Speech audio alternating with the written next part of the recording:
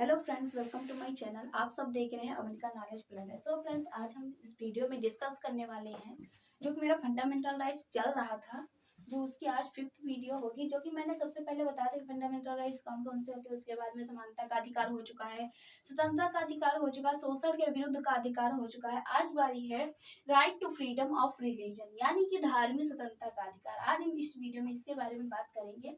हमारे 24 आर्टिकल्स तक कंप्लीट हो चुका है। आज 25 से 22 तक हमारे आर्टिकल्स होंगे, जिसमें कि जो हमारा ये चौथा जो मूल अधिकार है, फंडामेंटल राइट्स है, इसमें 25 से 28 तक आर्टिकल्स का डिफाइन किया गया है। जो कि मेरा सबसे पहला होगा आर्टिकल 25 क्या कहता है, मैं इसके बारे में बात करती हूँ। आर्टिकल 25 ये कहता है कि हमारा अगर किसी व्यक्ति का अगर मन है किसी धर्म को मानने का, तो वो मान सकता है। या किसी को हिंदू अच्छा लगता है, मुस्लिम अच्छा लगता है, तो आसानी से मान सकता है। लेकिन अंतःकरण करके, अंतःकरण मतलब कि अपने मन में मान सकते हो। जैसे कि हमें मुसलमानों का मानना है, तो हम अपने मन में मान सकते हैं कि हमें ये अच्छा लगता है, तो हम मुस्लिम के गाने सुनेंगे और उनके वाहेगुरु के गाने सुनेंगे, तो सिख के गाने सुनेंगे, तो हम अपने मन में मान सकते हैं। लेकिन कोई जरूरी नहीं है ब्रांड ही लगाओ ऊपर कि हम हिंदू हैं तो मुस्लिम का मान, हमें मुस्लिम अच्छा लगता है, मुस्लिम को मानते हैं, ऐसा नहीं है। अगर अंतःकरण कर सकते हो, अंतःकरण कर सकते हो। और धार्मिक कार्य, अब मैं बात करती हूँ कि धार्मिक कार्य, इसमें हमें जो हमारा ये अंतःकरण कर सकते हो धार्मिक कार्य, यानी कि अब हमें ये भी स्वतंत्रता है अपने धार्मिक कार्य जो रिलीजन वर्क होते हैं वो हम कर सकते हैं, पूरी स्वतंत्रता है। जैसे होली दिवालियां वगैरह अपने हिंदुओं में होती हैं, आसानी से हम लोग कर सकते हैं। हाँ, आसानी से कर सकते। जिसका जो होता है, जैसे सिखों का काम होता है, मतलब उनका एक धर्म होता है कि वो अपने पास तलवार रखे और पगड़ी वगैरह बांधते हैं। वो विदेश चले जाए, कहीं भी चले जाए, उनके पास समझो सर्टिफिकेट, एक हिसाब से समझ लो भारत कॉन्स्टिट्यूशन ने एक सर्टिफिकेट दे रखा है कि उनको उनके पास तलवार होना चाहिए, जिसे कृपाण बोलते हैं उन लोगों में। उसके बाद में धार्मिक प्रचार, हम लोगों को अपने धार्मिक प्रचार को भी आसानी से, मतलब पूरी स्वतंत्रता है, हम धार्मिक प्रचार भी कर सकते हैं। लेकिन आजकल क्या है कि लोग धार्मिक प्रचार अपना तो छोड़ देते हैं, मगर दूसरे के धार्मिक प्रचार में ज्यादा इंटरेस्ट रखते हैं।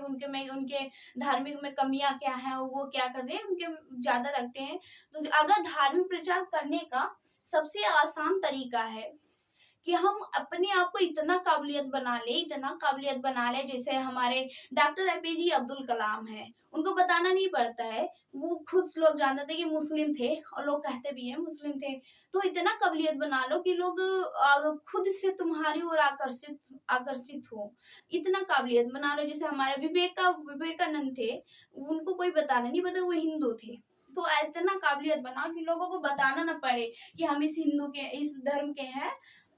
इसे कहते हैं धार्मिक प्रचार। इसमें जो हमारा ये आर्टिकल 25, इसमें व्यक्तिगत धार्मिक स्वतंत्रता बताई गई है, यानी पर्सनल लॉ, व्यक्तिगत कानून बताए गए हैं कि ये व्यक्तिगत कानून, इसमें अपेक्स कोर्ट भी छेड़छाड़ नहीं कर सकती है। जो अपने व्यक्तिगत कानून है, इसमें अपेक्स कोर्ट यानी सुप्रीम कोर्ट भी छेड़छाड़ नहीं कर सकती। अब मैं बात करती हूँ आर्टिकल 26 के बारे में। आर्टिकल 26 यह कहता है धार्मिक कार्यों का प्रबंधन, यानी जो धार्मिक कार्यों का जो समूह हो, एक हिसाब से इसमें सामूहिक स्वतंत्रता अधिकार मिली है। कौन सी सामूहिक स्वतंत्रता अधिकार, इसमें व्यक्तिगत थी, इसमें सामूहिक यानी समूह वाला। अगर कोई समूह जैसे कि यज्ञ वगैरह करवाना, तो उसमें हमको पूरी स्वतंत्रता है। जुलूस वगैरह निकलते हैं, तो उसमें एक लोग तो कोई लेकर निकलता नहीं है, उसमें बहुत सारे लोग होते हैं, तो पूरी स्वतंत्रता है उसमें। कोई कुछ नहीं कहेगा। अगर आप करवाते हैं, कई सारे लोग हैं, तो कोई कुछ नहीं, कि पूरी स्वतंत्रता है। उसके बाद स्थापना संपत्ति वैधानिक खर्च, यानी कि हम लोग अपनी स्थापना भी करवा सकते हैं धार्मिक चीजों से। जैसे हिंदू लोग हिंदू लोग मंदिर का करवाते हैं, मुस्लिम लोग मस्जिद का। तो अगर हमें करवाना है तो स्थापना करवा सकते हैं। और ये उसके बाद में संपत्ति वैधानिक खर्च, यानी कि संपत्ति भी रख सकते हैं। मंदिरों में देखा होगा बॉक्स होता है जिसे दान पात्र बोलते हैं, उसमें पैसे इकट्ठे होते हैं। तो अगर पैसे इकट्ठे हो रहे हैं मंदिर में तो ये हमको स्वतंत्रता है कि हमें उसे वैधानिक खर्च किए, वैधानिक कार्यों में ही खर्च करें, धार्मिक कार्यों में ही खर्च करें। जैसे भंडारे वगैरह करवाना मंदिर पे हुआ करते हैं, और गरीब लोगों को ब्लैंकेट वगैरह यानी कम्बल वगैरह डोनेट करना, दान करना। तो ऐसे काम धार्मिक कार्यों में ही, ये जो पैसे हमारे टेम्पल में इकट्ठे होते हैं, कलेक्ट होते हैं, इसे हम धार्मिक कार्यों में ही खर्च कर सकते हैं। और ये हमारी पूरी स्वतंत्रता है कि मंदिर मस्जिद वगैरह बनवा सकते हैं और आसानी से जुलूस वगैरह निकलवा सकते हैं। और यज्ञ वगैरह एक दो लोगों में तो होता नहीं है, तो उससे भी हम आसानी से करवा सकते हैं। ये हम लोगों की स्वतंत्रता है। उसके बाद में आर्टिकल 27 में क्या है?